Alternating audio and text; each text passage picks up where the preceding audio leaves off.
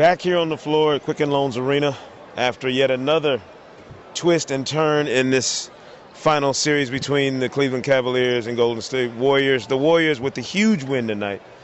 Step-up win. Sekou Smith from NBA.com, Lang Whitaker from the All Ball blog, John Schumann from NBA.com as well. Guys, did we see that moment when the Warriors decided they had enough of this, enough of these superhero stories and fairy tales, and restored a little order to this series? I thought it was from the tip. You know, they fell down 7-0, but I thought they got good shots. They missed a couple of open corner threes early. I thought there was an emphasis on quick touches, like not hanging on to the ball, just pass the ball. And even if the pass doesn't do anything, just get rid of it and keep it moving, swing it from side to side. And I thought that got their offense going a little bit. And then defensively, I thought they were a little bit more aggressive on LeBron James and trying to get other guys to beat them. They weren't afraid of Timothy Mozgov in the post.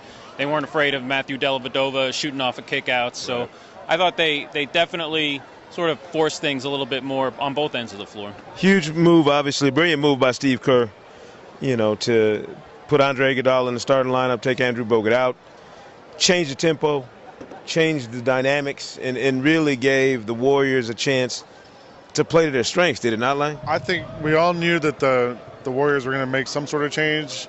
There was a couple of ideas floating around. You double LeBron more, maybe change the lineups, change the rotations. I don't think we thought they were going to do all the changes at the same time. I mean, they started Iguodala. Even though he came out and said he wasn't changing the starting lineup, then he did it anyway. Bogut played 2 minutes, I think, tonight. Yeah, 2 or 3 minutes. 2 or 3 minutes. They doubled LeBron a lot more, a lot earlier, and they managed to change the tempo that way too. Yeah. I think they had more points at half than they've had in any game this playoffs. And the only time that I felt Cleveland kind of grabbed momentum was that third quarter. They out-rebounded the Warriors by 11 in the third quarter, I think. But other than that, Golden State was playing downhill tonight. Yeah, no question. I'm blaming it on Ric Flair being here. The minute I saw Ric Flair, I knew it was going to be trouble in here tonight. But the outside shooting dried up big time for Cleveland. Couldn't make shots. I mean, they were getting looks. LeBron was still creating looks, just could not cash in.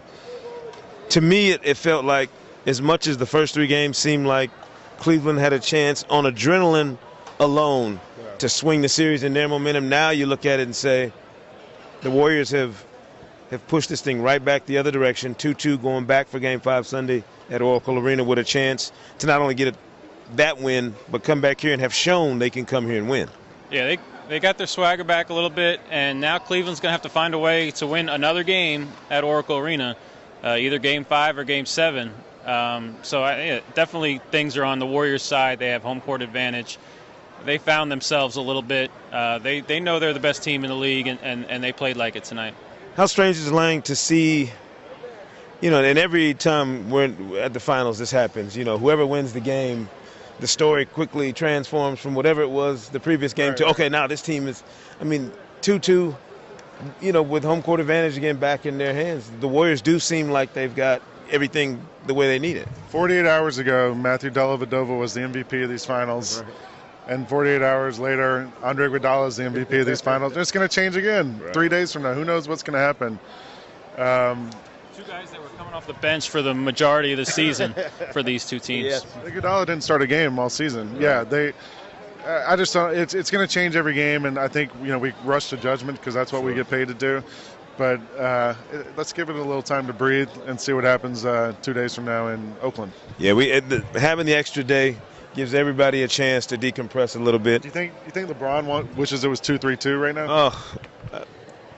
That's an argument for another day. Another day at home? Exactly. That's an argument for another day because this format would have served them really well. The old format would have served them really well. I think the 2-2-1-1-1 certainly doesn't play in Cleveland's favor, not only the schedule, but having to go back and forth for those final 3 games. So yeah, those guys are shorthanded. They're still playing 7 guys. Yeah. That takes its toll, and it's going to be a long series, and these are games that are going late. We've seen the Warriors have been at their best in the fourth quarter. Even the games they lost, they were at their best in the fourth quarter, and that may be depth showing up. When the Cavs emptied the bench at the end of the game, I felt like they were punishing Perkins and Mike Miller. And victory cigars. Those guys did not want to come in the game with 3 minutes to go, man. Yeah. We've had in Cleveland, they've had the drive, the fumble. Tonight might be the scooter. Yeah, the minute you saw JR rolling in like that on wheels. And again, anytime Ric Flair shows up in the building, prepare for pandemonium. That's right. I love it.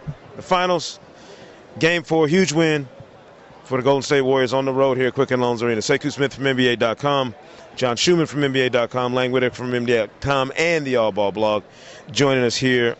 We will see you next time.